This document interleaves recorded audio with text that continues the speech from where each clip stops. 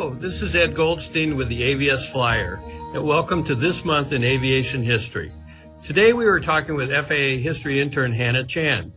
Hannah's been an intern with the FAA History Office for almost 2.5 years. You've probably seen some of her articles on the agency's history website. This fall, Hannah will be entering her senior year at the University of Maryland.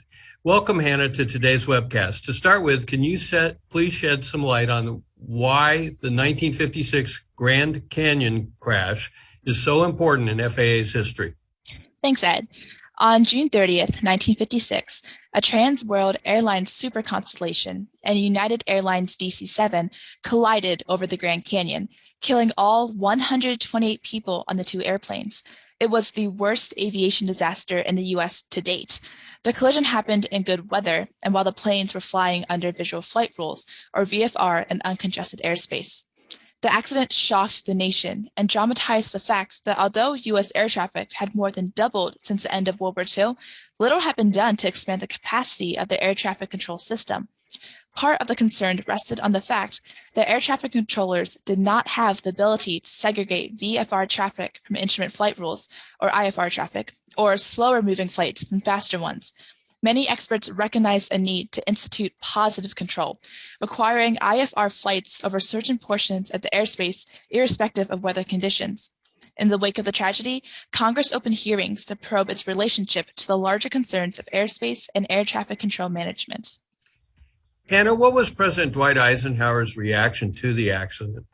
With congressional hearings ongoing, on May 10, 1957, Eisenhower received a report from one of his assistants, Edward Curtis. The report warned of a crisis in the making as a result of the inability of the airspace management system to cope with growing congestion. Curtis recommended the establishment of an independent federal aviation agency to consolidate all necessary aviation management functions to support the common needs of military and civil aviation. Until the new agency could be established, which would require congressional action, Curtis suggested establishing an Airways Modernization Board, which would function as an independent agency responsible for developing and consolidating requirements to improve aviation technology and enhance safety. On August 14, 1957, Eisenhower established the Airways Modernization Board, and Edward R. Quesada, his special assistant for aviation matters, became its chairman. Hannah, what was the result of the congressional hearings? On May 21, 1958, Oklahoma Senator Mike Mulroney introduced legislation to create an independent federal aviation agency. By the following day, 33 senators had signed on as co-sponsors of the bill. Representatives quickly introduced the same bill in the House. After a series of hearings, 64 years ago, on August 23, 1958, President Eisenhower signed the Federal Aviation Act of 1958 into law, and the FAA, a cabinet-level agency, came into existence. The FAA, however, assumed its function in stages. Under the provision of the legislation, 60 days after the appointment of the first administrator, most of the operative provisions of the Act would take effect.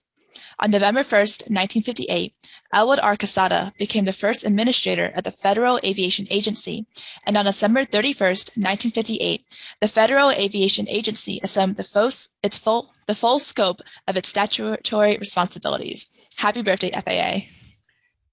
Happy birthday indeed.